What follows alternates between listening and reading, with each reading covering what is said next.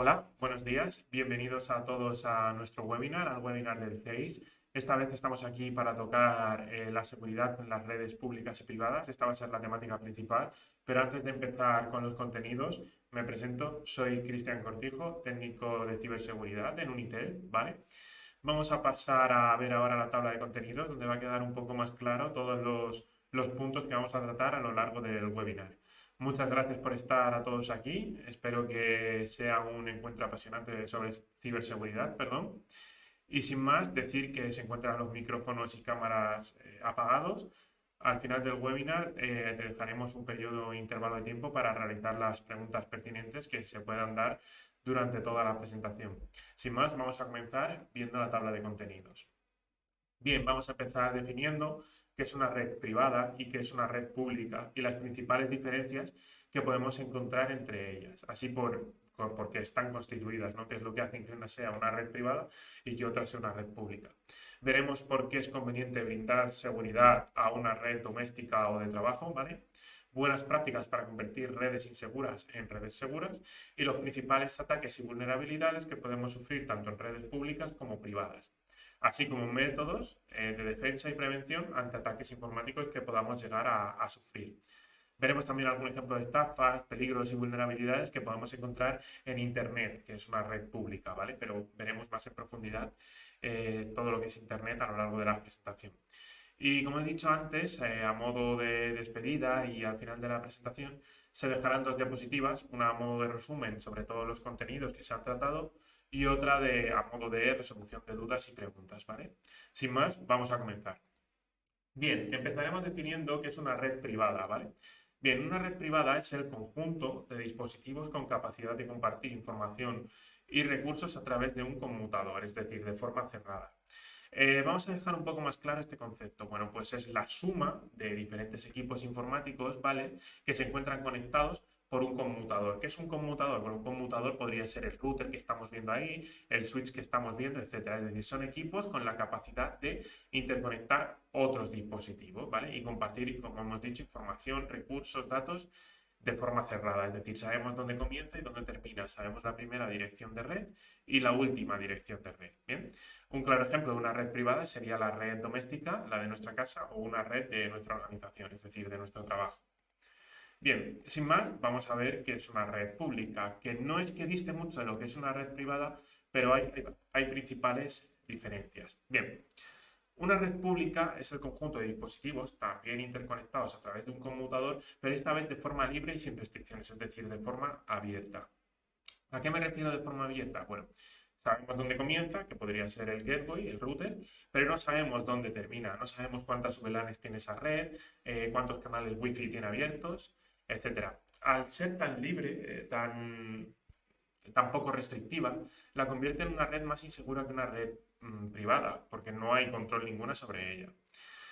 Un claro ejemplo de una red pública podría ser Internet. Internet es una red pública. Cualquiera que contrate los servicios de una empresa de telecomunicaciones, ¿vale? Va a poder tener acceso a Internet, acceso libre a Internet, ¿vale? Todos sabemos que Internet es más inseguro porque cualquiera puede subir información, cualquiera puede subir un fichero, datos, etcétera. Y a lo mejor al descargarlo podríamos encontrarnos un virus, un troyano o cualquier tipo de malware, ¿no? Pues esto es lo que ocurre con las redes públicas. Vamos a poner otro ejemplo. Una red pública sería la red de un aeropuerto o una cafetería, ¿no? Tiene libre acceso, no está protegida por contraseña, entonces cualquiera puede entrar, cualquiera puede acceder y utilizar esa red para fines ilícitos, ¿no? Pues eso es lo que hace que la red pública sea más insegura que la privada. Bien, ¿por qué es conveniente brindar seguridad a una red doméstica o de trabajo? Bueno, pues porque principalmente son con las redes con las que trabajamos habitualmente, ya sea en nuestro trabajo o en nuestra casa, y es de vital importancia protegerla. ¿Por qué hay que protegerla? Bueno, pues porque constantemente diferentes atacantes buscan penetrar nuestras redes, es decir, introducirse dentro de ellas, con el fin de sustraer datos e información sensible, ¿vale? Por eso hay que protegerlas, ese es el principal motivo. Bien, vamos a ver buenas prácticas o medidas para convertir redes inseguras en redes seguras. Bien, importante, establecer un sistema de confianza cero limitando el acceso a usuarios desconocidos. ¿A qué me refiero? Pongamos el ejemplo de nuestra red doméstica o de nuestro trabajo. Si cualquiera que venga tiene la capacidad de conectarse a nuestra red, evidentemente le estamos dando pie a que utilice esa red de forma ilícita, ¿no? Entonces, ¿cómo podemos protegerlo? Bueno, pues evitando que los usuarios que no son de confianza se conecten a nuestra misma red. ¿Cómo podríamos evitar esto? Bueno, pues a través de un filtrado por MAC en el router o simplemente habilitando un canal Wi-Fi, por ejemplo, o una VLAN a nivel de cableado, ¿vale? Para usuarios que son invitados y prestar especial atención monitorizando ese tipo de red, esa subred que habríamos creado. Bien, administrar los recursos de la red, es decir, ¿a qué me refiero?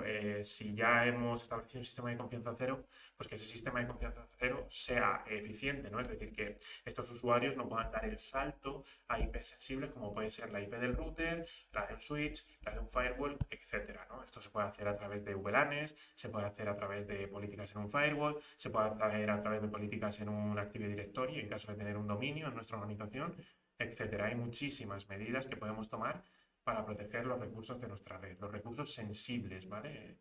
Los dispositivos en los que tenemos la configuración de red realizada. Establecer políticas seguras en entornos de trabajo, ¿no? Esto va más enfocados a dominios, ya sea Active Directory o LDAP, ¿no? Pues vamos a poner un ejemplo. Si tenemos dos auxiliares de administración y tienen que tener acceso a las impresoras de su departamento, que no puedan acceder a las impresoras de, por ejemplo, los informáticos, ¿no?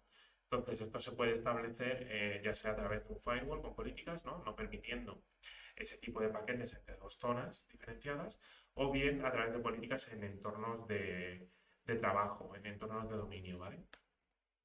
Bien, separar a los usuarios por redes independientes. ¿Por qué independientes entre comillas? Porque no son del todo independientes. Porque para tú generar una VLAN, ¿vale? Generar una subred, tienes que tener una red principal. Y esas VLANs están conectadas, pero no de forma directa. Entonces es una buena práctica separar a estos usuarios, a estos usuarios o equipos de la red que nosotros queramos, los unos de los otros a través de VLANs o de canales, como sería en el caso del Wi-Fi. Bien, ¿qué más medidas podemos tomar? Bueno, pues ubicar los datos sensibles, ¿no? Toda nuestra información en máquinas remotas aisladas de la red, como pueden ser servidores, nubes, discos duros externos, RAIDs, etc. Bien, utilizar antivirus de reputación o renombre, como podría ser Norton en este caso, ¿no? Pero bueno, actualmente cualquier antivirus actualizado que tenga su base de datos de virus actualizada valdría. Bien, gestión de almacenamiento apropiada, es decir, realizar una correcta gestión de esa información que estamos trabajando en nuestra organización, ¿no? Pues ya sea a través de sistemas RAID, copias de seguridad automática, ya sean incrementales, diferenciales, etcétera, ¿no? Que no se pierda siempre en caso de que un atacante acceda a toda nuestra información, que no la perdamos, que podamos tener un backup de respaldo. Bien, monitorización y políticas estrictas en relación al acceso a Internet. Es importante que a los usuarios finales que tengan menos conocimientos informáticos se les proteja de Internet, ¿no? Porque a fin de cuentas, pese a que es una red muy útil, también es una red extremadamente peligrosa.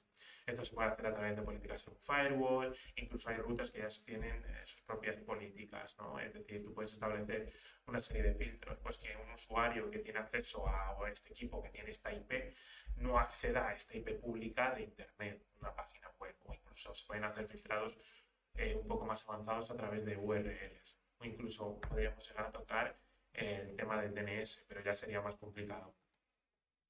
Desconfiar de todo por norma general, ¿no? Esta filosofía hay que incluirla en las empresas, ¿no? Hay que un poco instaurarla de forma nativa, que los usuarios con menos experiencia tengan la capacidad de fijarse en los sitios web que pueden llegar a ser fraudulentos, ¿no? Que no cumplen con el protocolo HTTPS, es decir, no hay un cifrado de por medio, no tenemos ningún tipo de función que cifre nuestra información, ¿no? Entonces, que se fijen un poco en eso, las webs que pueden ser verídicas y lícitas de las que no. Y proteger nuestro sistema hardware a nivel físico, ¿no? Un atacante no accede a nuestra información, sino que simplemente busca que la fuente de alimentación genere un pico de tensión y queme el equipo, ¿no? Pues, por ejemplo, esto está muy extendido, ¿no? A día de hoy un atacante externo tiene un famoso USB killer que lo que hace es manda información a la fuente con el fin de que haya un pico de tensión tan alto que se rompa el equipo y quede inservible, inutilizable y ni siquiera se pueda restaurar ningún tipo de copia de seguridad que haya en ese equipo, ¿no? Entonces es importante establecer un sistema de seguridad también a nivel físico, ¿no? Que no cualquiera tenga acceso a un equipo. Y ya pues hablando un poco más de agentes externos, ¿no? Bueno, pues proteger nuestros equipos de humedad, ¿no? De temperaturas elevadas, tener a lo mejor un sistema de alimentación ininterrumpida, para si en caso de que un atacante vuelque toda su furia, todos sus recursos y empeños en volcar un servidor, que este servidor pueda realizar un correcto apagado a través de un site. Bien, importante, esta es una frase de cosecha propia y que creo que es importante que la analicemos un poquito en profundidad. El desconocimiento humano es el principal factor por el cual podemos sufrir un ataque informático. Si nosotros nos formamos en materia de seguridad informática y en materia de informática en general, vamos a ser la primera barrera y medida de prevención ante un ataque informático, es decir, nosotros mismos.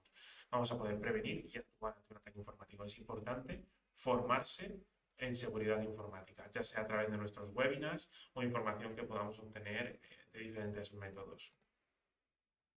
Bien, principales ataques y vulnerabilidades que podemos sufrir en redes privadas, ¿no? Pues sobre todo ataques por correo electrónico, suplantación de identidad, malware embebido en un PDF, directamente un ejecutable a través del correo electrónico, robo de credenciales, en fin, un sinfín de ataques que podemos sufrir a través del correo electrónico y que están altamente extendidos en la actualidad. Instalación de software no deseado de forma involuntaria, ¿no? Al final lo que hablamos, los usuarios finales que tienen menos conocimientos en Internet o están menos familiarizados, terminan, no, dicen, me voy a descargar un lector de PDF, me voy a descargar el Adobe, por ejemplo, y al final han accedido a un subdominio que no es el oficial y sí, se descargan Adobe, pero al mismo tiempo se están descargando 3 extensiones maliciosas del navegador y un malware que se instala en el equipo, ¿no? Bueno, pues tener un poquito de cuidado con las instalaciones que se realizan en el software de la empresa. Pérdida o robo de datos sensibles. Muchas veces los atacantes buscan robar esa información con el fin de cifrarla, ¿vale? Y pedir un rescate por esos datos sensibles con los que se estaban trabajando en dicha organización. Bueno, pues formar a los usuarios finales, o si los usuarios finales no pueden recibir esta formación, tener un delegado, una persona especializada que se encargue de salvaguardar esa información en caso de que haya una pérdida o un desastre.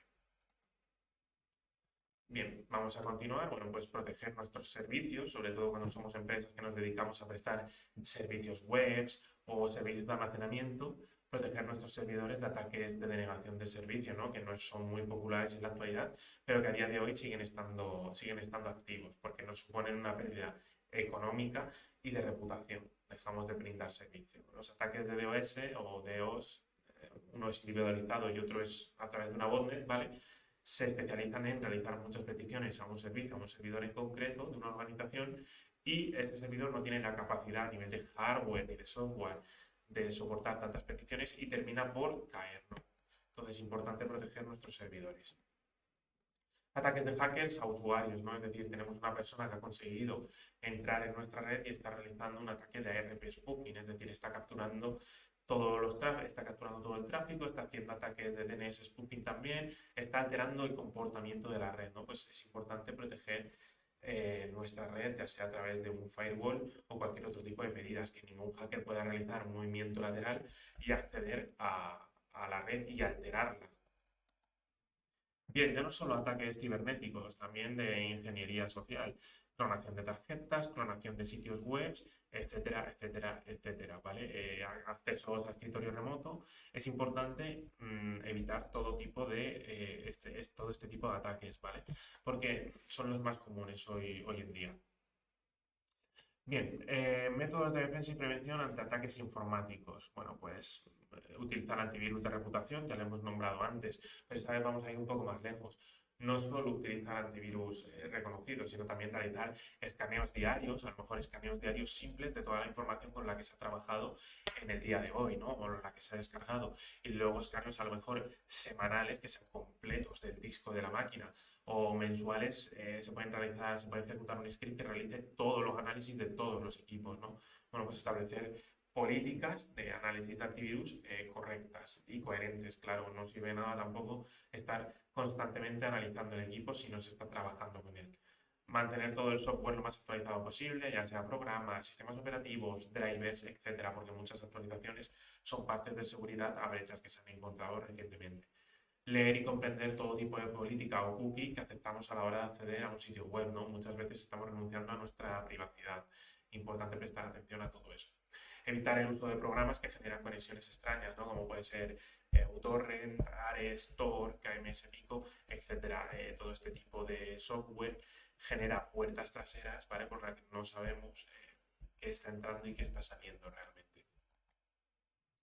Bien, siguiendo un poco con lo anterior, ¿no? Desconfiar del software libre, que no tiene por qué ser directamente malo, pero al ser libre cualquiera tiene acceso a su código fuente y puede modificarlo y alterarlo con el fin de convertir un programa benigno en algo no tan benigno, ¿vale? Y que sea ilícito. Prestar atención a los repositorios de los que nos descargamos este tipo de software.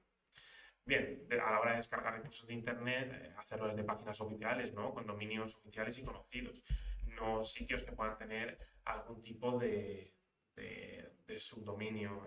Por ejemplo, Updown se conoce a día de hoy porque es un subdominio que presta programas a cambio de que tú te instales aplicaciones de terceros. Softonic, PB Games, en fin, hay muchísimos repositorios de programas así en Internet. En caso de infección, utilizar algún anti-malware, ¿no? En este caso hablamos de Malwarebytes, pero hay muchísimos, aunque en muchas ocasiones no solucionan el problema. Ya los virus y el malware se llegan a instalar incluso en chips y componentes de la placa, es decir, ese equipo queda totalmente inservible. Crear una cuenta de administrador y dejar la nuestra propia como un usuario básico del equipo, ¿no? De forma que cuando instalemos algún tipo de herramienta o funcionalidad en el sistema operativo, veamos si esa aplicación va a necesitar permisos elevados, permisos de root, ¿no? Es una pequeña y buena práctica altamente recomendable. Bien, algún ejemplo de estafa o peligro que podemos sufrir en Internet, bueno, pues lo que decíamos, ¿no? Descargamos un programa que es de paga, de forma gratuita, ¿vale? Desde Internet, a través de un sitio que no es el oficial. En este caso sería Atronics True Image, ¿vale? Que es un programa utilizado para copias de seguridad y clonación de discos. Y bien, en este caso, pues también tener cuidado con lo que nos descargamos. En este caso es un punto .bat, ¿vale? Que simplemente elimina los archivos temporales del disco duro. Pero podría ser a lo mejor un script que buscase vulnerabilidades en los puertos que tenemos abiertos de nuestro equipo. Bien, a modo de conclusiones finales, bueno, hemos visto un poco que es una red pública, que es una red privada y en qué se diferencia en cada una de ellas. Hemos visto cómo Internet es una herramienta muy útil, pero altamente peligrosa, porque es obligatorio prácticamente de vital importancia proporcionar seguridad a las redes domésticas y de trabajo, ¿vale? También hemos visto por qué es de vital importancia prestar atención a pequeños indicios maliciosos que podemos encontrar en Internet, dominios, extensiones de archivos, modificaciones de rutas, códigos fuentes, software fraudulento o ilícito. Es decir, hay muchísimos indicios que podemos ver a simple vista que nos indican que estamos en peligro. Y luego así como medidas de prevención, ya sea defensa, antivirus, firewall, WLAN, filtrado de MAC, cifrado, en fin, hemos hablado un poquito de todos estos conceptos generales que están presentes en la seguridad informática. Nada más que añadir, muchas gracias por estar aquí hoy y si tienen algún tipo de duda o pregunta estaré encantado de resolverla. Muchísimas gracias.